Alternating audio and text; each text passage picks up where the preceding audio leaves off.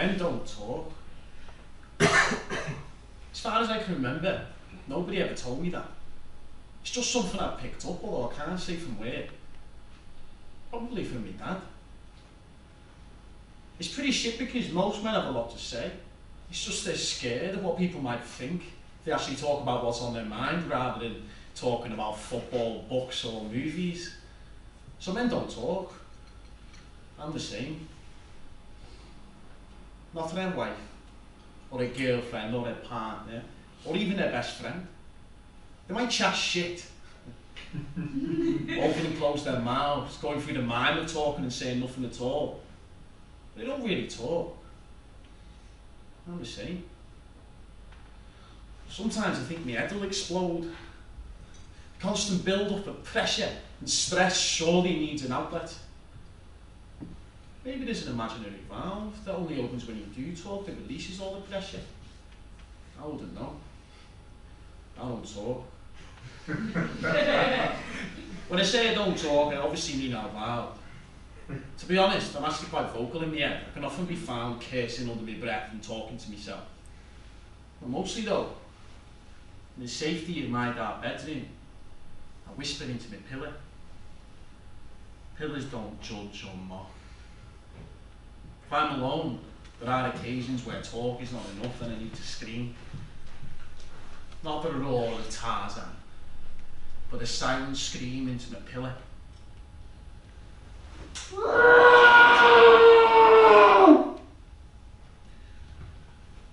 Silent so no one can hear. If they did hear, they'd ask what's up, and I'd have to lie, or even worse, share what's on my mind. But what's on my mind is not for sharing. Or maybe, just maybe, if you're quiet and I turn this light off and you listen really carefully, you'll hear me talk. Now please remember, if you are listening and you do hear something, don't judge me. Why? Because you're a pillar and pillars don't judge.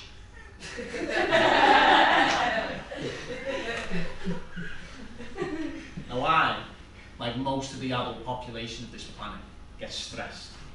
But I'm reminded on a regular basis that things will get better, that there's a light at the end of the tunnel. Now I don't doubt the people that tell me this, not even a stranger that stares back at me from the bathroom mirror. I've seen this light. I've even travelled to the tunnel's edge and glimpsed this imaginary light. A tiny flicker of hope, a tease. It's usually followed by a cave-in. This week's cave-in came in the form of a phone call. It was from a friend of my sister's. Nobody had heard from her for a few hours, and people were starting to worry as a cold night was closing in. Apparently, someone matching their description had been spotted on a local beach, heading for the water. And this was confirmed when a pair of shoes but no body were found down by the water's edge. The police helicopter, working in conjunction with the Coast Guard and a number of uniformed officers on the ground, coordinated the search for her. To cut a short story even shorter, my sister was found just after midnight, sitting on the sand-swept steps, looking into the cold, dark Mersey, crying and saying she wanted to be with our mum. Which I'm sure you'll agree is pretty sweet. But our mum's been dead almost 4 years. She was 63. She went into hospital in an ambulance on the Monday. She left in a hearse on the Friday. The remarkable speed of her deterioration hit us both hard, but particularly my sister. Before she died, my mum's moods could not be predicted from one day to the next. From being up early, showered, dressed and out the door with the energy of a 20-year-old, to sitting on the floor in the corner of her flat, screaming and pulling out giant clumps of her hair, saying that she missed her mum. They don't teach you how to deal with things like that in school. I probably would have preferred a year learning how to cope with that rather than 4 years of algebra. Why are the letters in maths anyway? Surely that's English language. So every time the phone rang, didn't know which mum you were going to get. The, do you fancy coming round for tea? Or the, is that Stephen, your mum needs some help, we've called an ambulance. So I've gone from dreading phone calls from my mum to dreading phone calls from my sister. You do remember my sister, don't you? She tried to kill herself on the beach. Anyway, once my sister was safe and sound, I hugged her and I told her it was okay. There was nothing to worry about. What else could I do?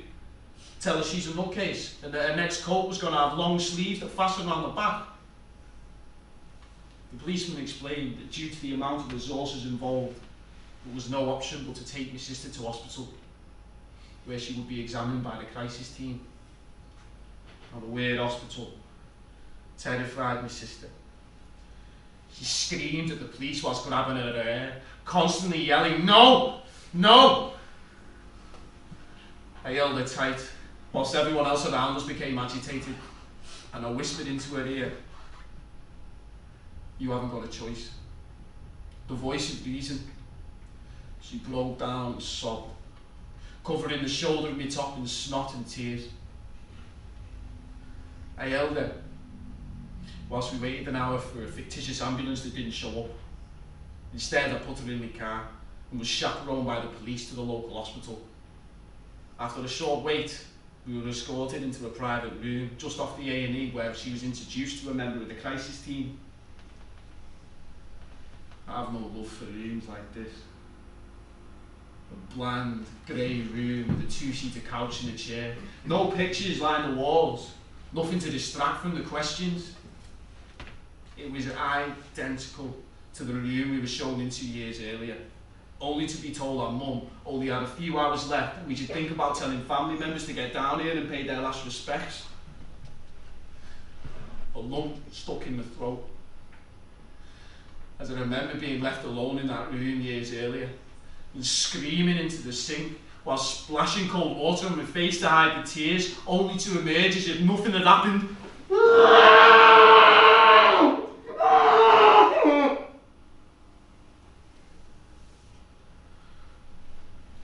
Anyway, back to my sister.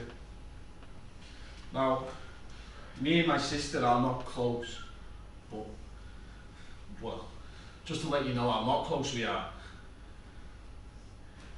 She's 10 doors away from me, and I see relatives in Australia more than I see her. So no, we are not close. It's not that I don't love her. I do.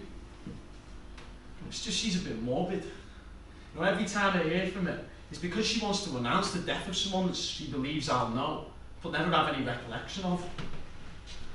So no, we are not close. But I like to think that she knows I'm there for her if she ever needed me. This was firmly put to the test when she started answering the questions posed by the crisis worker. When asked, why did she go to the beach? My sister replied, because I wanted to kill myself so I could be with my mum. Now, actually hearing this come from her lips was quite chilling, because it was said so nonchalantly as if she was just answering her name. She sounded so sincere that I knew she wanted to do it. As the questions got more and more personal, I started questioning the need to be in the room. Were these answers really meant for my ears? Finally, my sister broke down again, and her whole body shook as she couldn't control the tears. What came next knocked me for six, as revelation after revelation was unlocked. I felt the air spew from the body, as if it had been winded with a baseball bat. I was unfair on my sister to reveal to you what I discovered that night, as I don't even know you, and also it's none of your business, pillar or no pillar. All I could do was hold her. She let it all out and tell her it was going to be okay. After a few hours, with everything off her chest, and a list of contact details she promised to call, we left the hospital, and I took her back to mine, and I watched over her while she slept. She awoke the next morning, with her hair jutting out at awkward angles, making her look as demented as the person she had been the previous night. Well, today was a new day. The menace and the demons of the previous night temporarily exercised. She came down the stairs, acting as if nothing had happened. The lie of "I'm fine" already on her lips, awaiting the dreaded question of "How are you?" My sister has turned into my mum, hopefully without the vodka. I've heard it runs in the family. If that is indeed the case, does that make me next? I'm pretty sure it does. Sometimes I know it's coming. I can feel it. Not with the unstoppable speed of a runaway train, but with the slow, unsure steps of a baby learning to walk. I'm not sure I'll be able to stop it if it ever does reach me. I wouldn't even know where to start. So here I am, my sister's mind unravelling before my eyes, and mine hanging by a frayed old rope which could snap at any time. Unqualified to help her, but doing what I can. I'm reminded of a song by Elbow called Puncture Repair. The shortened version goes: I leaned on you today, I regularly hurt but never say. You patched me up and you sent me on my way. You were there, puncture repair.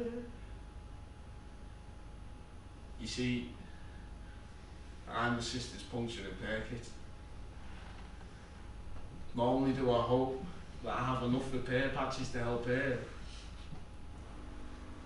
but there's someone somewhere, there's some for me too.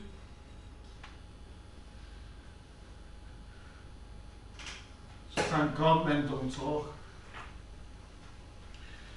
We keep it all bottled inside and only tell our pillars.